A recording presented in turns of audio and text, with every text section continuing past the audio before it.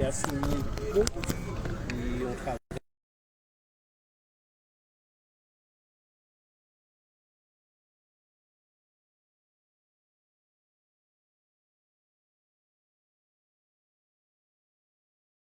Différents parcours. Hein.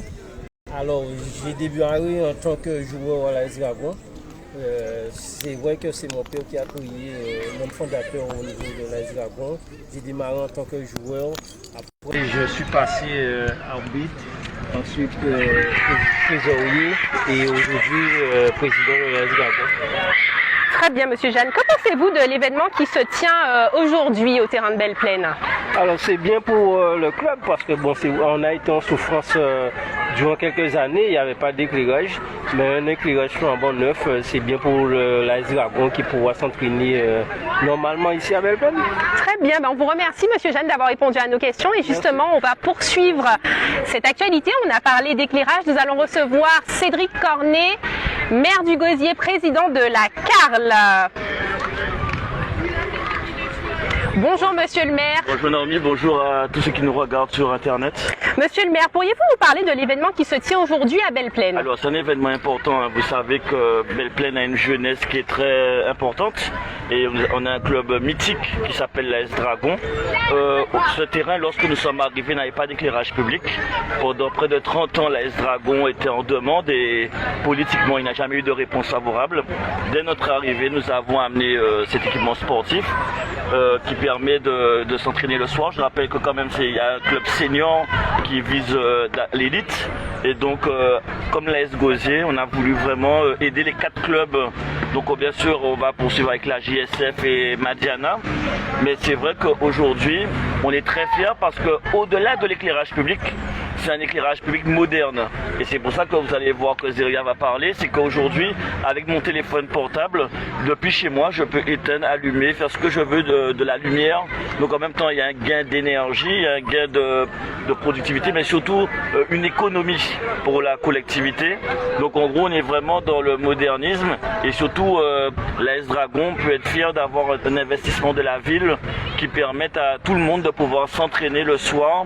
Et c'était une forte demande et encore une fois, notre majorité a fait le job et je pense qu'aujourd'hui encore, ça démontre que depuis 2 ans et demi, sur tous les secteurs, dans tous les sujets, nous sommes les hommes et les femmes de la situation et donc je suis très fier de pouvoir développer. Et en plus, vous l'avez remarqué, depuis notre arrivée, nous avons remarqué que le Gosier était à l'abandon, qu'aucun équipement n'avait de nom, aucun Gosierien n'était valorisé.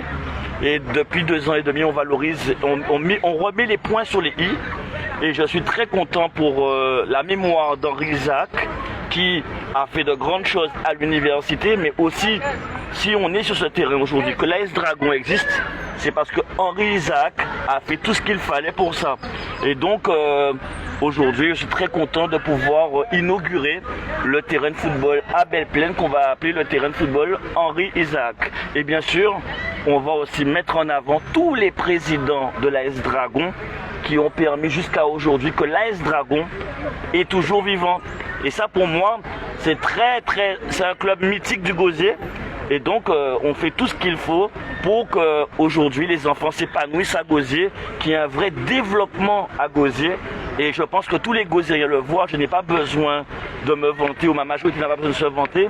Tout le monde constate bien qu'il y a vraiment un changement à Gosier et que tout est en train d'avancer dans le bon sens. Du moins, il y a à rattraper les erreurs du passé, corriger les erreurs, rectifier les erreurs et en même temps, en parallèle, investir, développer, détruire ce qui n'est plus bon.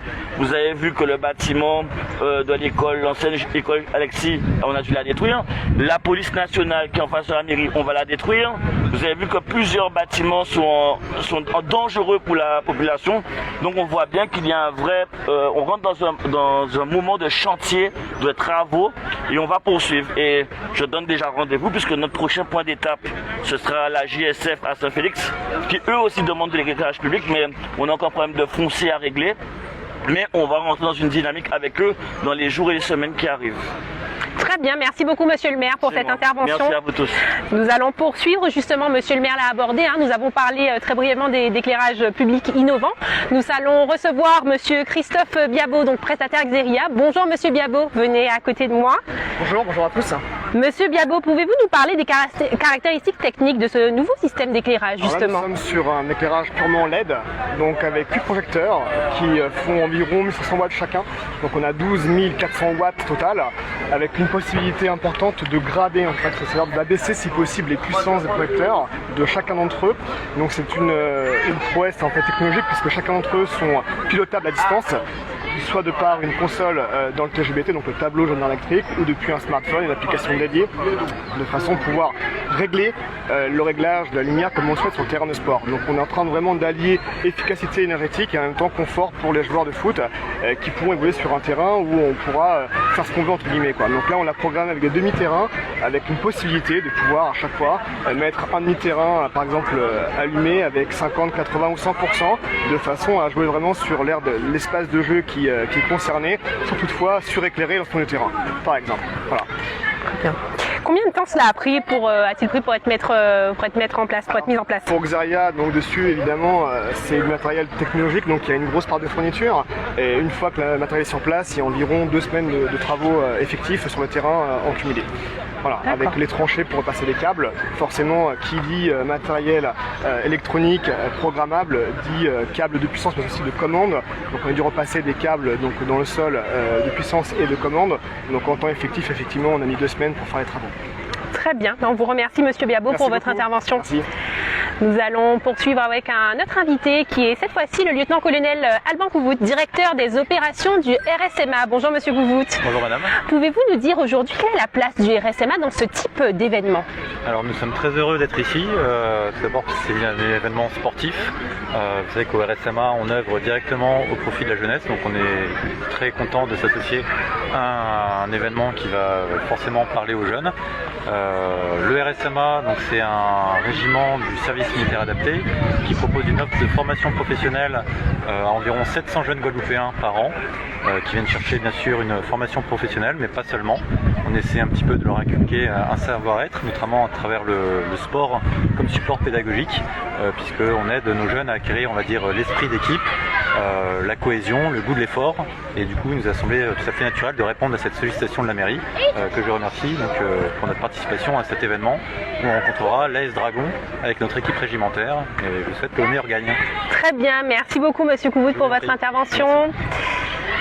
Je vais me renseigner pour savoir si on a éventuellement un autre invité, sinon nous allons poursuivre avec la une du jour. Normalement pas d'autre invité, alors nous allons pouvoir poursuivre avec la une du jour. Donc comme je vous le disais précédemment, Léa Ferron Elvire a été honorée ce mardi 18 octobre 2022 pour son 102e anniversaire. À cette occasion, la centenaire a eu l'honneur de recevoir de la part de la municipalité du Gosier un bouquet de fleurs, un diplôme de longévité ainsi qu'un trophée. Ces présents lui ont été remis par Cédric Cornet, maire du Gosier, ainsi qu'Élodie Clarac, 9e adjointe au maire. Du haut de ses 102 ans, Léa est une femme bien douboute comme on dit. Auparavant, c'était une femme travailleuse qui cultivait beaucoup.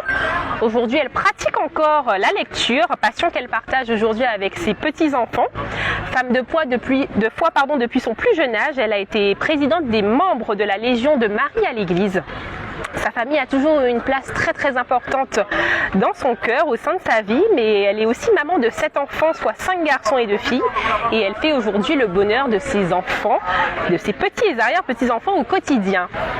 Elle est d'ailleurs souvent en contact avec eux sur WhatsApp, qu'elle maîtrise parfaitement grâce à sa tablette tactile, et elle qualifie sa foi comme étant son plus grand secret de longévité. C'est tout pour la une du jour. Nous allons poursuivre avec l'agenda. Donc nous allons parler rencontre du club des jeunes diplômés du territoire, donc qu'on appelle NQT. Donc vous avez moins de 30 ans et vous êtes jeune diplômé. La Riviera du Levant, en partenariat avec nos quartiers du talent, donc NQT, vous invite à la première rencontre du club des jeunes diplômés du territoire le lundi 24 octobre de 14h30 à 16h30 à la salle Léopold Hélène à la mairie du Gosier. Venez partager vos expériences avec d'autres jeunes, découvrir le processus de recrutement dans la fonction publique et territoriale, mais également développer votre réseau professionnel. Les inscriptions sont gratuites et obligatoires par mail à l'adresse c.carene@nqt.fr. Je répète, c.carene@nqt.fr ou par téléphone au 0690 53 85 72. Je répète, le 0690 53 85 72. Pour votre second rendez-vous à noter dans votre agenda, nous allons parler du Newty Paris. Donc ce mercredi 19 octobre à 20h, retrouvez Nsemi Ngo Bonnier et Richardo Xav au Newty Paris. Venez découvrir un duo intimiste au style jazz traditionnel avec de très beaux standards au répertoire. Pour plus d'informations, n'hésitez pas à contacter le 0690 71 88 37. Je répète, le 0690 71 88 37. J'avais oublié de vous la montrer, mais voici la une du jour avec notre belle centenaire, Léa.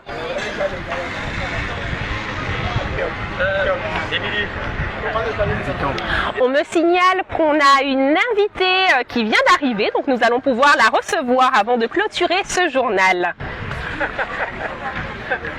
Bonsoir, c'est Madame Simon. Oui. Bonjour Madame Simon, vous pouvez d'ores et déjà vous placer à côté de moi. Bonsoir, Madame. Nous avons Marie-Thérèse Simon, donc épouse d'Henri Isaac. Bonjour Madame Simon. Aujourd'hui, donc on l'a dit, le terrain de Belle-Plaine va porter le nom d'Henri Isaac. Est-ce que vous pouvez nous en dire plus sur Monsieur Isaac aujourd'hui? Quelle histoire vous relie avec lui exactement? Je sais qu'il aimait beaucoup le foot. Il a mis son cœur et son âme ici à Belle-Plaine.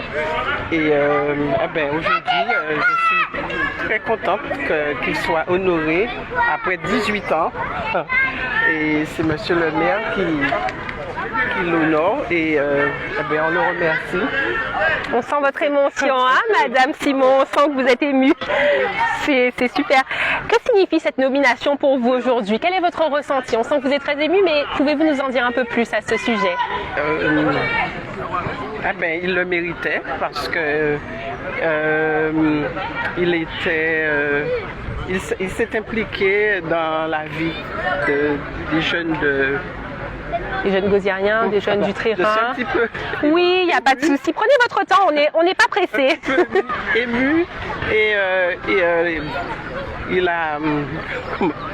C'est-à-dire que vous me prenez d'un coup. D'accord, mais après, si vous ne souhaitez pas en dire plus, on peut poursuivre. Il n'y a pas de souci, Madame Simon. Bonjour. Je m'avais prise d'un coup. Donc... On a une invitée surprise qui vient en aide. On vous laisse vous présenter. Exactement. D'accord. Isaac. D'accord. La deuxième fille de Monsieur Isaac. D'accord. Donc c'est vrai que c'est avec honneur et vraiment émotion qu'on accepte cette reconnaissance. Très bien. Qui a effectivement lieu 18 ans après, et ce grâce à Monsieur le maire, le président de la CAM. Donc c'est vraiment un honneur et je pense que merci ne suffira pas afin de le remercier. Et c'est vrai que mon père a œuvré, nous avons œuvré aussi en tant que famille à la vie de ce club, à la vie des jeunes, en préparant les repas, en assistant aussi au déjeuner champêtre, en assistant au match, en soutenant l'équipe, corps et âme. Donc c'est vraiment, c'était pas juste une équipe que mon père tenait à cœur, mais il nous a donné aussi cet amour, il nous a transmis cet amour aussi associatif. Le bénévolat, le don de soi. C'est la deuxième maison, voilà, c'est la deuxième maison de la famille. C'est ça. Et c'est vraiment c'est un honneur. Touchant. Voilà, très bien. Et c'est touchant de voir ce qui est fait aujourd'hui, 18 ans après. Donc sa mémoire va perdurer et c'est vraiment exceptionnel. Donc franchement, merci encore Monsieur le maire. C'est nous qui merci vous remercions. encore. Et à vous tous, à l'équipe. Mais je crois que tout le monde est content. Tout le dragon, il attendait que ça. Très bien. C'est long, mais c'est arrivé un jour quand même. Et c'est aujourd'hui. et pas demain. En tout cas, merci mesdames. Hein. On a beaucoup apprécié votre intervention qui était très émouvante. En tout cas, merci. Nous allons poursuivre avec un autre invité et on vous dit donc à bientôt. Merci beaucoup. Nous allons recevoir Jean-Claude Lutin.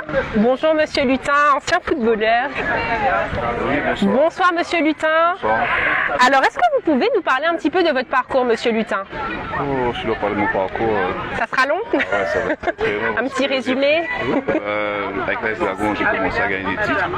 On a gagné 2 Coupes de France, champion PH, on a gagné 2 Coupes de Noël, on avait finale Coupe Chartol. Et de l'AS Dragon, je suis monté à la sélection de la Guadeloupe. D'accord. Lucas, j'ai gagné encore 2 Coupes de France, champion DH, champion PHR. Pas mal de titres, quoi. Très bien. Quelle signification cet événement a pour vous aujourd'hui? Je pense que c'est quelque chose qui tenait beaucoup à cœur, M. Isaac. Je pense que l'AS Dragon le mérite vraiment. Et je pense que bon, ça se fait maintenant, mais ça aurait dû se faire depuis un bon moment, je pense. Mais je pense que c'est quelque chose de très très bien que la ville fait avec les différents stades, les différentes personnes de la commune qui ont œuvré pour des trucs positifs dans la commune en fait.